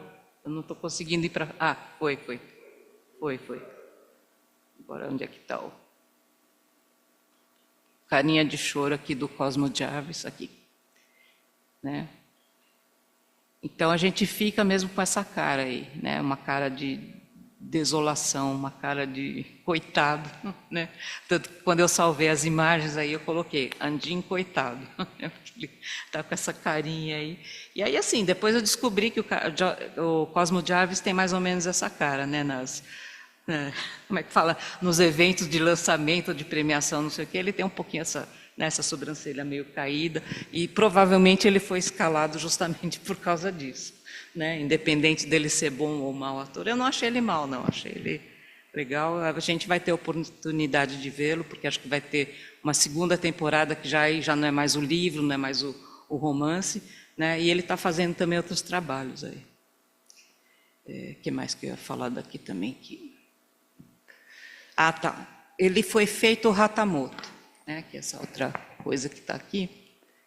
O Hatamoto, ele era uma patente, né, um samurai de alta patente, que estava direto, né, no serviço direto do Shogun, e ele se diferenciava dos demais porque ele podia ter uma audiência direta com o seu senhor, né, sem precisar de intermediários. Né? Então, de fato, o Andim, o Blackthorn, ele foi elevado a um posto ali, né, de importância, né, pelo Toranaga. Bom, eu escrevi umas coisas aqui sobre discriminação, porque assim, existe uma origem mítica da dinastia imperial, né? Os japoneses... Espera aí, eu vou voltar mais aqui, desculpa. Eu vou voltar aqui um pouco de história, né? O que a gente tem. Bom, a Ana falou numa sociedade muito estruturada, né? Bom, eu não sei se eu concordo 100% com essa fala dela, mas enfim, vamos olhar para essa estrutura um pouco, em termos de sociedade, como é que é, né? O Japão tem uma pré-história que vai de 13.000 antes da Era Comum até 538 da Era Comum. Ou seja, né, muitos anos, muitos e muitos anos. No começo, houve uma migração, sim, de povos, né, que estavam no continente asiático, foram migrando para o arquipélago. E nesse período, mito e história começaram a se entrelaçar. A gente não tem muitos registros, justamente porque a gente está na pré-história, ou seja, não há registros escritos, mas o que já havia era essa origem divina da família imperial se constituindo nessa fase. Somente no século V, lá para 400 e alguma coisa, que houve a introdução dos caracteres chineses e a criação de um alfabeto silábico japonês, que é um dos que existe até hoje, né, o alfabeto silábico. Esses caracteres chineses, eles foram compilados diretamente, são ideogramas. Então, é assim, eles são falados em japonês, mas são as mesmas palavras. Então, assim, por exemplo, existe um ideograma para cavalo, só que os chineses falam cavalo de um jeito e os japoneses falam de outro jeito, mas é cavalo para os dois. Tá? Então, nesse sentido, são os mesmos caracteres, né? Só a língua é diferente. Bom, o começo do feudalismo foi lá por volta de 552 e durou até 1868, que foi a reforma Meiji, com a ocidentalização, então, do Japão, né? Com a necessidade de ocidentalização ali do Japão. Entre os séculos VIII e XI são criados os cargos de regente e de conselheiro-chefe, que eram abertos a pessoas fora da família imperial, né? Ou seja, o imperador e sua família e seu clã não eram absolutistas, tá? Como a gente encontra aqui na Europa, né? Então tinha uma representação, mas havia essa relação, né, de poder diferenciado. Nessa época também surge a classe dos samurais, que num primeiro momento era uma milícia que era necessária à manutenção do poder sobre as terras e o controle sobre os lavradores, né? Para não virar bagunça geral ali. Então, com o tempo, ela vai se tornando uma casta guerreira, com um código de ética baseado na lealdade pessoal, e esse código é o Bushido, ou o Código do Samurai, né, que ele foi escrito lá para 700 e pouco, ele foi registrado por escrito, né. E o shogun é o generalíssimo ou o comandante-chefe, é um posto militar mais elevado na hierarquia japonesa, e passa a ser um título permanente e hereditário com direito de governar o país em nome do imperador. Ele foi instituído por Yoritomo Minamoto em 1185. Esse foi o primeiro shogun, né? Ou seja, o shogunato está ligado diretamente a essa classe dos samurais. Por isso que o Ishido, aquele outro carinha lá que é o... Oi, não estou conseguindo mudar o slide aqui. Você me dá uma mão? Foi. Espera aí que eu já vou voltar aqui. Só para a gente ver de novo a cara do Ishido. Porque esse primeiro moço aqui, ele não vinha de uma linhagem samurai. Tá? Já que eu estou falando da linhagem samurai, Mariko é descendente de samurais. A família Toda também, tá? É uma linhagem de samurais, portanto, né? A Fuji, ela era casada também, o marido dela era samurai, também cometeu o seppuku porque tinha esse direito. Tá? Então, era a exclusividade ali dos samurais. Socorro, está atrás aqui. Não. Estou atrapalhada aqui. Errei. Como é que eu volto aqui? Tá bom. Eu estou para lá e para cá, não sei para onde eu vou. Aqui. E aí, continuando com o feudalismo, lá para os séculos 12 e 13 é que houve a introdução do Zen budismo, né? O budismo, ele entrou, eu não sei se eu anotei aqui, não anotei, mas eu tenho aqui. O budismo entrou também na época que entrou, na época em que os caracteres, né, a escrita foi introduzida lá pelo ano 400 e pouco, entraram tanto o budismo como o confucionismo. Tá? Então, aí aqui, nos séculos 12 e 13, o budismo que a gente tem é o Zen budismo. E aí a gente tem, num período de mais ou menos 3 anos, ou um pouco mais, não, foi um pouco mais, 2 imperadores no Japão, né? Um imperador do sul e outro do norte. Tá? Sendo que esse imperador do norte depois se tornou também shogun.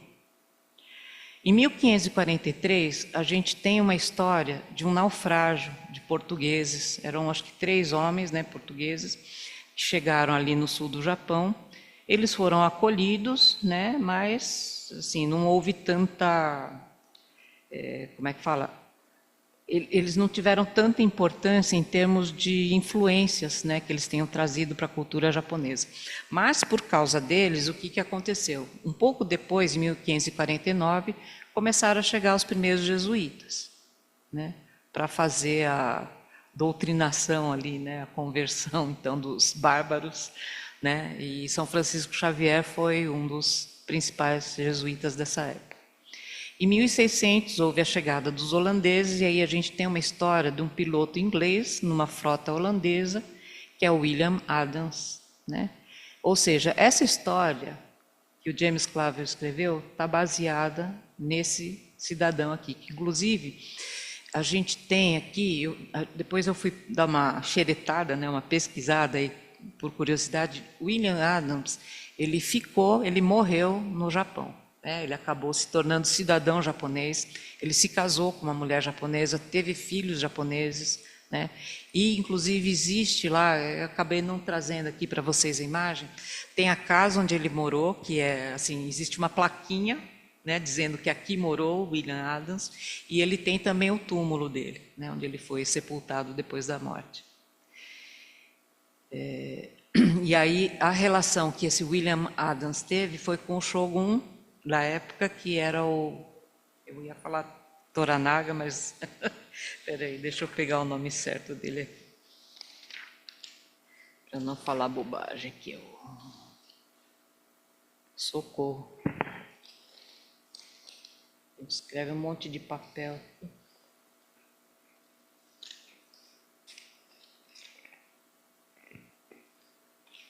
Nobunaga era outro. Nossa, eu achei que eu ia lembrar, então acabei não escrevendo.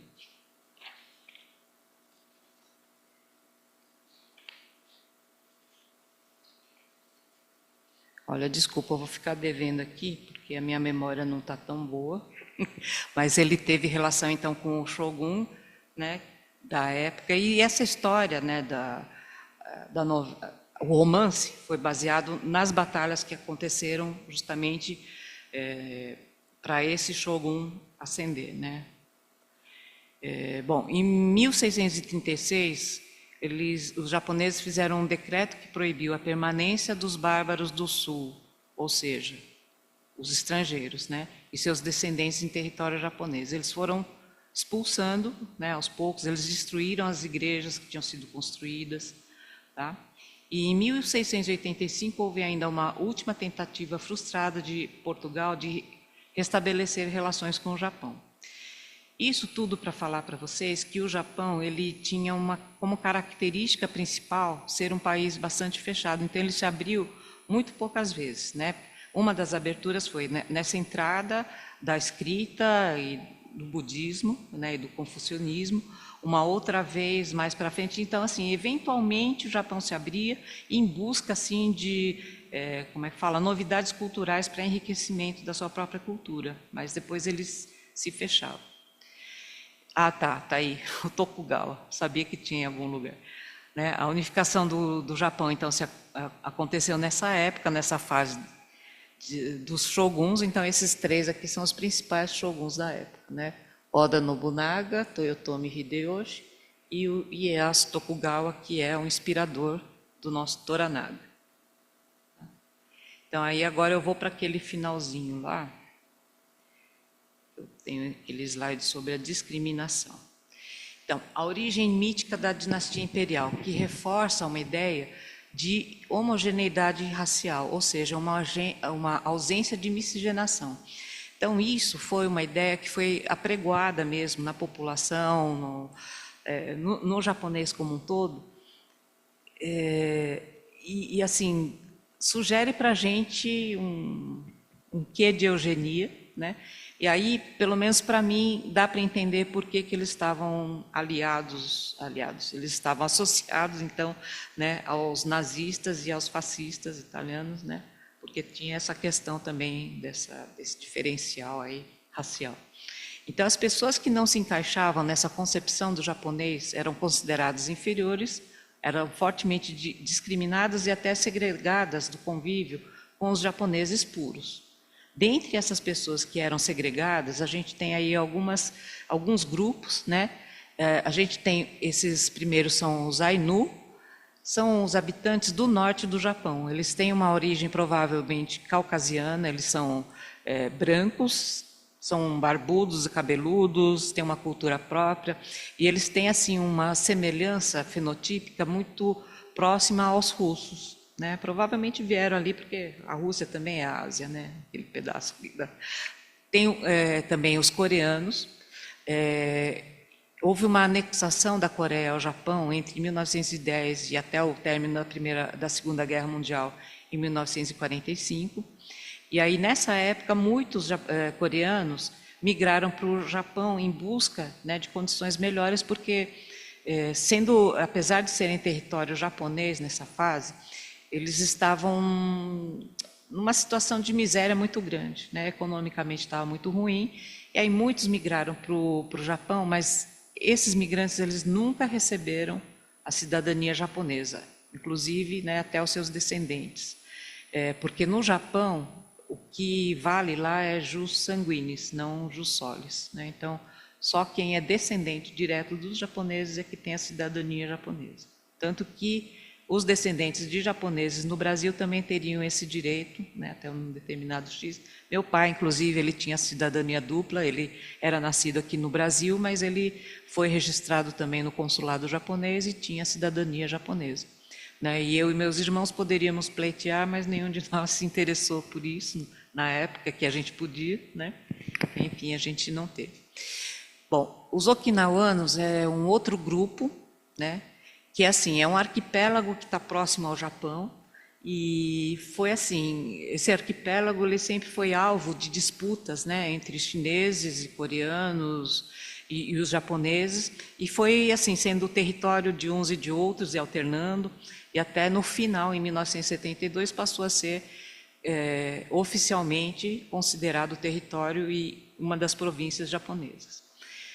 Bom, embora eles tivessem essa influência japonesa já desde 1609, eles tendo essa cultura e essa miscigenação com os chineses e com os coreanos, eles sempre foram colocados meio que à parte. E aí tem uma anedota que eu gosto de trazer para algumas pessoas que não sabem, é que assim, oficialmente, então, no dia 19 de junho de 1909, aportou em Santos o navio Kasatomaru, trazendo a primeira leva de famílias de japoneses migrantes.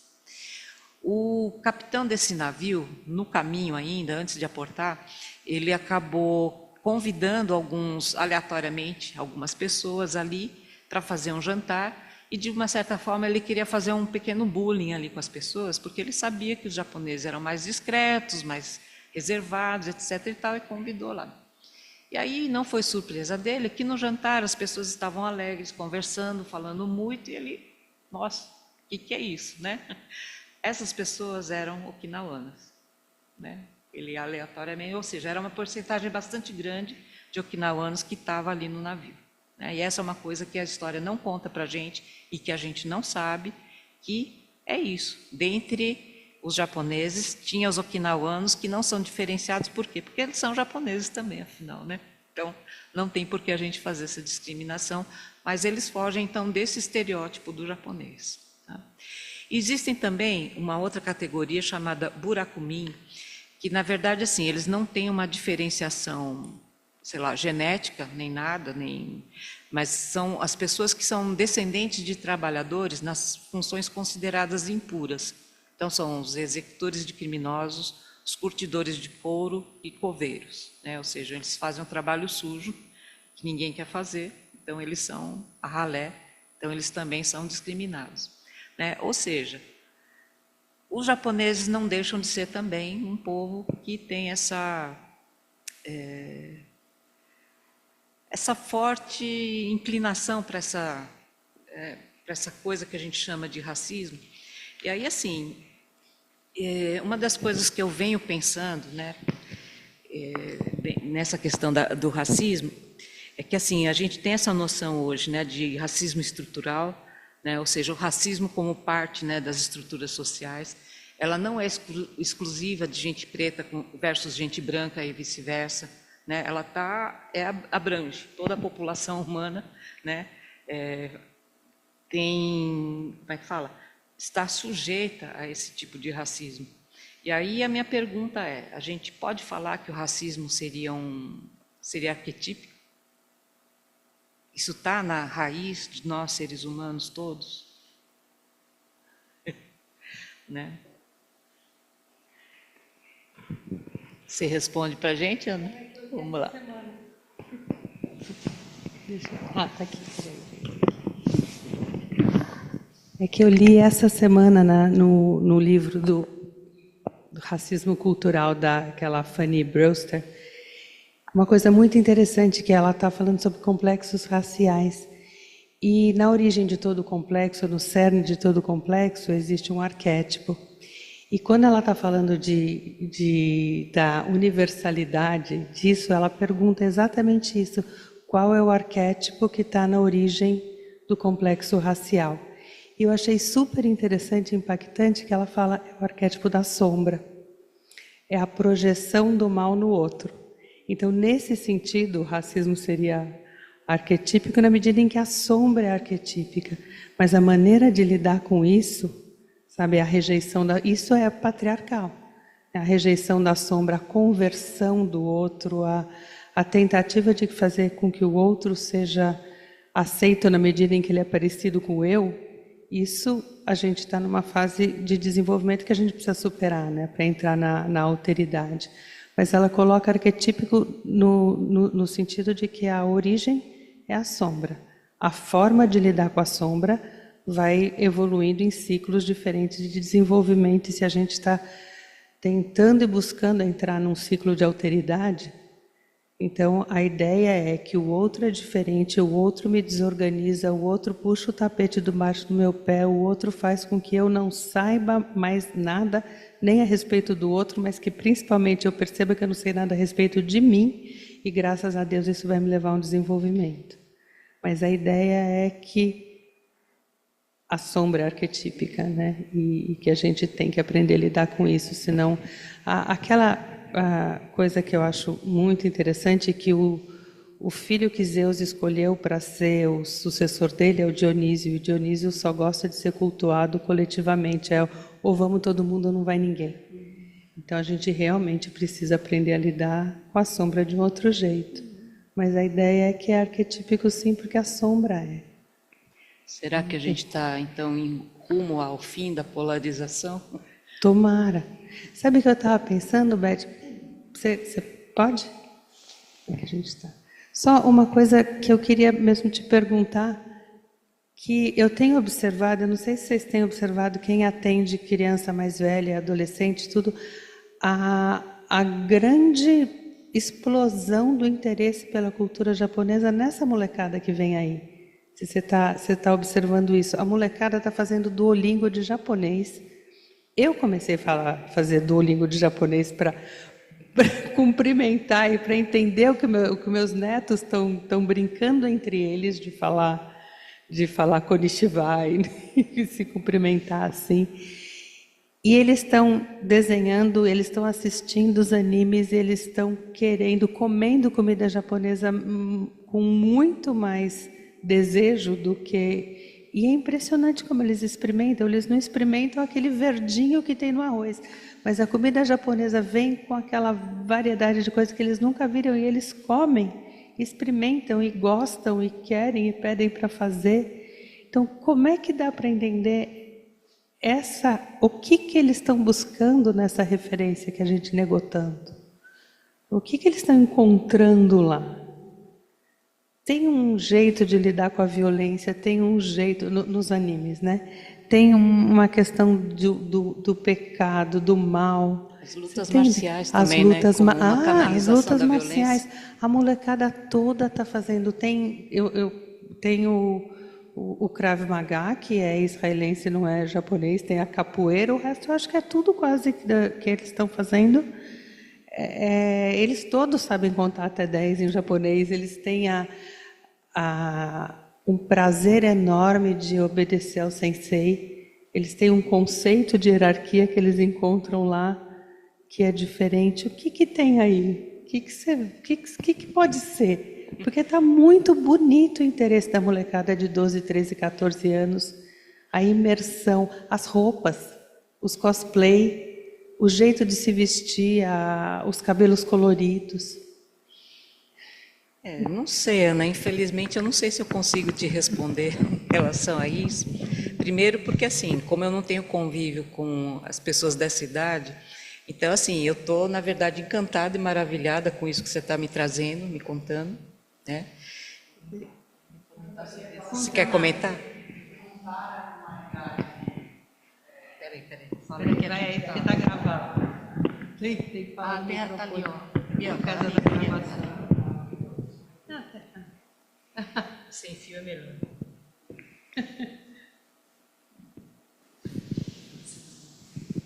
Oi, então, eu queria só falar que eu acho que não para nas crianças, porque os doramas, né, nos adultos, e depois da pandemia veio esse boom da literatura de cura, que são os livros japoneses ou coreanos, que são esses livros mais light para lidar com a ansiedade, que tem um caminho mais... Eu acho que é isso, né? Que baixa, mais zen, de histórias com moral para adulto, né? Tiveram essas coisas também que vieram bastante, né? Não, e esse momento, né, Beth? Eu te conheço há 30 anos. Quando é que você foi chamada para falar sobre isso? É agora. É agora que vem, é agora que a gente está percebendo, é agora que tem uma necessidade, por exemplo, tá? Qual é a mitologia japonesa? Qual é a mitologia oriental? Quais são os deuses que tem lá? A gente já foi, você já viu esse espaço ser indevidamente ocupado por tudo quanto era gente que não sabe, tem a menor ideia do que está falando? Inclusive, assim, numa das aulas que eu dei, né, em sua substituição aqui no curso, uma das alunas veio me perguntar assim, porque eu mencionei um livro aí do Hayao Kawai, que é a psique japonesa. A moça veio assim para mim e falou: Beth, mas nesse livro o autor ele fala sobre o arquétipo do samurai e não sei o que. Eu falei: não, se você quer, né, isso você não vai encontrar, não é isso, né? Agora eu não sei, Ana, eu acho que assim a gente tem que levar em consideração que a gente tem um funcionamento humano que vai meio que, né, na corrente histórica que vai nos arrastando a fazer as coisas. Então a gente teve aí um processo de globalização que meio que fez assim no mundo, né? Fez a gente ter uma facilidade maior de viajar, né, de fazer trocas culturais, e que durante muito tempo acho que a gente viveu isso com um encantamento e meio inconsciente, sem se dar conta dessa diferença de eu, do outro, de sombra, de não sei o quê. E sei lá, num determinado momento a coisa foi meio que se polarizando, né? E aí a gente tem esses fenômenos políticos, dessa coisa meio esquisita, que para mim é muito ruim de estar olhando, que eu entendo, pelo menos entendi num primeiro momento como retrocesso, mas acho que faz parte desse, sei lá, desse novo momento que acho que talvez a gente não viva, né? Talvez a gente não consiga conviver com isso, mas eu acho que a gente está um pezinho indo para a alteridade, né? Para essa possibilidade da gente conviver com o outro, com o diferente, sem ser o outro inimigo, né? Eu acho que a sombra, não sei se vai deixar de existir, mas vai ganhar outros aspectos, outros contornos, a gente vai ter que lidar com outras coisas, mas não sei, eu acho que essa profusão do Oriente, eu acho que faz parte também desse lugar aí de polarização, entre aspas, né? Em que essa cultura asiática, né, que eu acho que tem, como a Ana mencionou aqui, dos doramas e tal, que é uma coisa que, assim, não só os doramas, como o K-pop, né, tem um fenômeno aí da juventude, não tão criança, assim, que, né, tá muito nisso. A gente vê os cosplays, né, adultos vestindo de personagens, se caracterizando e tal. Então, eu acho que isso tudo faz parte desse caminho que a gente está tendo rumo a esse lugar de alteridade. Passar aqui para ele. É só um pitaquinho. Bom, a questão também do fascínio do Ocidente com a cultura do Oriente, não acho que seja agora, pode ser que tenha uma repercussão forte no caso dos adolescentes, que você está percebendo, né? Mas no meu caso, por exemplo, antes de eu ir para a USP, que aí realmente tive mais contato com pessoas descendentes, etc., eu lembro que tinha National Kid na televisão, e Ultraman, essas coisas. Eu e meu irmão, a gente curtia essas coisas. Né? O Jaspion, aí já é muito mais recente. Mas aí vou dizer que, assim, acho que o deslumbramento grande do Ocidente, além da questão culinária, a questão cultural, acho que um exemplo que eu posso dar muito forte é a questão do estudo Ghibli, né? Quando o Estúdio Ghibli ganha o primeiro Oscar com Ana Sawara. A Viagem de Chihiro, Viagem de Chihiro. né? Essa eu acho que é um marco muito grande né, em termos de trazer não só a questão da cultura, aliás, principalmente na questão da cultura, não só a questão da culinária que já vinha vindo, etc. Né? Então, acho que é um crescente.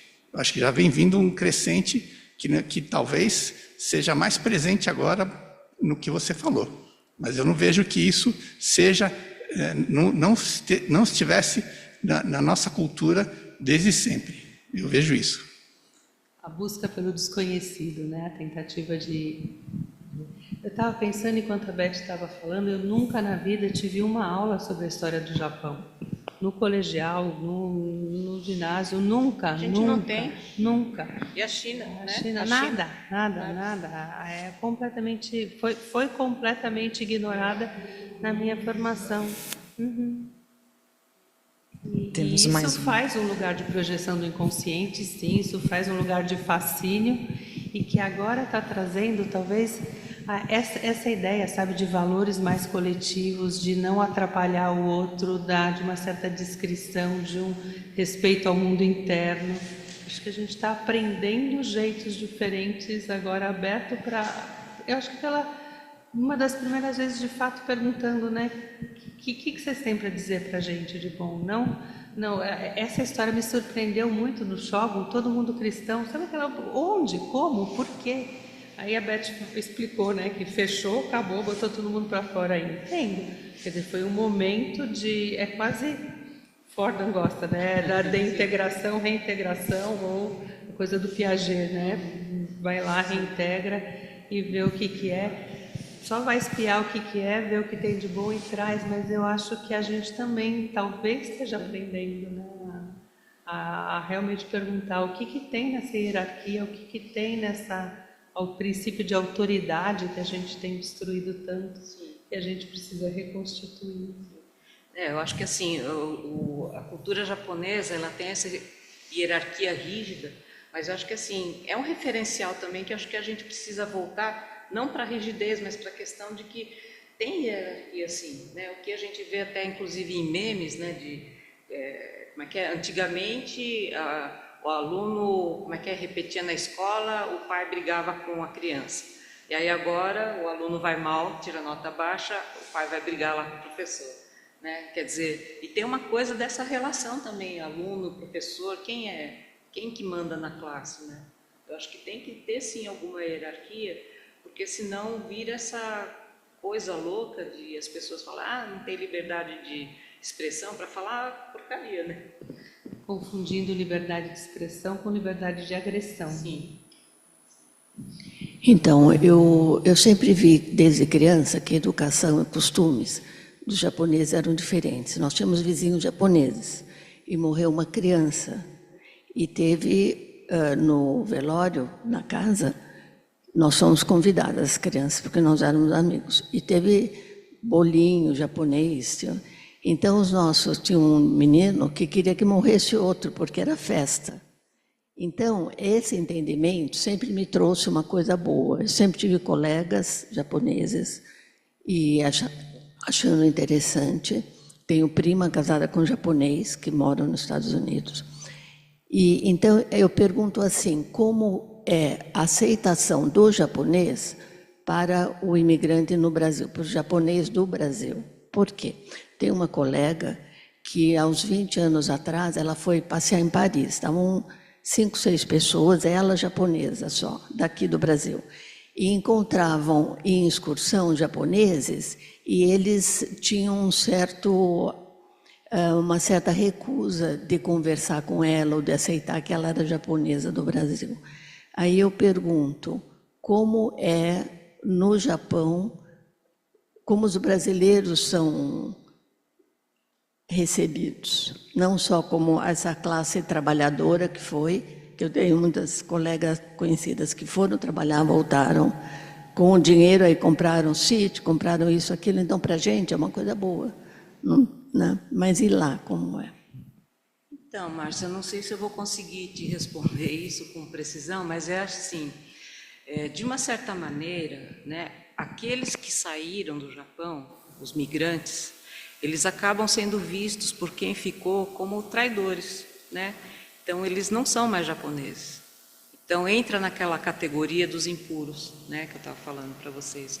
Então, é assim, porque tem uma coisa que, de novo, me colocando narcisicamente, né? Eu não lembro por que eu devia estar com os meus 20 qualquer coisa, e eu fui em alguma entidade japonesa, eu não lembro nem o que era e nem o que eu fui fazer, né? Eu não lembro da coisa em si, mas eu lembro de como eu fui tratada pelo recepcionista ou por sei lá quem que estava ali na linha de frente, e que era meio que assim, eu fui para procurar talvez alguma documentação, sei lá o quê, e aí eu me senti maltratada porque a pessoa me olhava com uma cara e até falou também, né? Não foi só a expressão facial dela, que era tipo assim, como é que eu não sabia, o que é que eu fui fazer ali, né? O que eu estava incomodando e para que eu precisava daquilo, né? Como se eu tivesse obrigação de saber, e eu não sabia, né? Então, de uma certa maneira, na minha juventude, eu sempre fui meio que, eu não quero ser japonesa, isso não é vantagem para mim, eu não gosto, estou sendo maltratada, não estou sendo bem recebida, não estou sendo benquista. E o que a gente tem é isso, né, Márcia? Nesse fenômeno que teve, né, dos trabalhadores brasileiros, mas de ascendência nipônica, que foram para o Japão trabalhar, eles também são maltratados, eles são os brasileiros que não falam japonês, não entendem, são super, como é que eles falam? Eles são muito... Tem uma expressão em japonês que eu não vou saber traduzir em português, mas eles são muito hade, que é tipo muito espalhafatoso isso.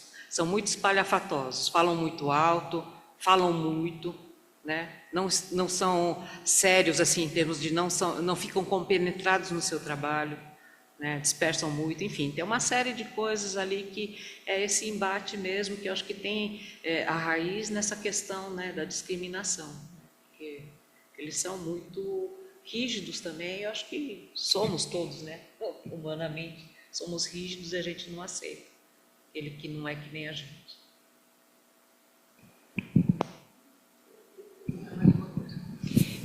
Quando eu li Shogun, e até por isso eu vim, né, o livro, a Mariko-san ficou a minha personagem feminina preferida a vida toda. E ela tinha uma linguagem interna muito grande. E aí, quando, há uns 10 anos, eu frequentei, pratico o Vipassana, em que se observa na meditação a linguagem interna. Em silêncio, 10 dias, não se fala, não se olha com ninguém, somente com si mesmo, e existe uma evolução. Como existe a escala Gesell na educação, na evolução da criança motora, existe internamente também. Eu vivenciei isso, era uma Márcia, depois saiu outra Márcia. Aí eu pergunto, como é agora a linguagem interna dos japoneses? Porque você falou, eles não é diferente a comunicação deles, né? E pelo menos isso eu entendi. Como seria agora? Porque essa Vipassana é de um oriental, não japonês, mas de oriental. E no Japão, como se faria essa leitura da linguagem interna e externa? Então, Márcia, mais uma pergunta que eu não sei se eu vou saber te responder, né, com precisão. Mas é assim, primeiro, né, eu, infelizmente, até agora ainda não fui para o Japão, né, então eu não sei. Eu sei de coisas que chegam até mim através de televisão, filmes, essas coisas, e que aí, assim, tem uma observação que eu vou fazendo, que de alguma maneira o Japão acabou sofrendo parcialmente, né, algumas coisas muito semelhantes ao imigrante japonês, no sentido de que, assim, com o término da Segunda Guerra Mundial, o que aconteceu? Os Estados Unidos estabeleceram bases militares lá, né, primeiro para conter o comunismo, porque, né, passou-se a Guerra Fria, então tinha que conter, e o Japão era estratégico para, né, receber lá os comunistas da União Soviética, etc. e tal. E aí, com a presença americana, o que foi acontecendo? Eu acho que foi havendo também essa miscigenação, meio imposta, né? Diferentemente, por exemplo, dos negros trazidos escravos, mas de alguma forma também uma imposição dessas pessoas que de alguma forma representavam a hegemonia vigente no planeta naquele momento, e que isso foi modificando também alguns aspectos. Eu não sei se mais externos do que internos. Com relação a isso, eu sou totalmente ignorante, não sei, não faço a menor ideia, mas né, o que eu vou vendo é que talvez esteja havendo também, entre os japoneses, uma espécie de crise de identidade parecida com o que a gente passa, enquanto descendente de imigrantes. O que eu falei? Crise de identidade, né? Eu acho que isso deve estar ocorrendo lá também, né, em termos de isso, que eles são, quem eles são, né? Porque enquanto eles eram o país fechado, que eles podiam existir, né, com uma certa certeza daquilo que eles eram, eu acho que essa certeza já não existe mais, né? Então eu não sei, eu fico só de observadora aqui, eu fico achando isso, né, mas não tenho certeza.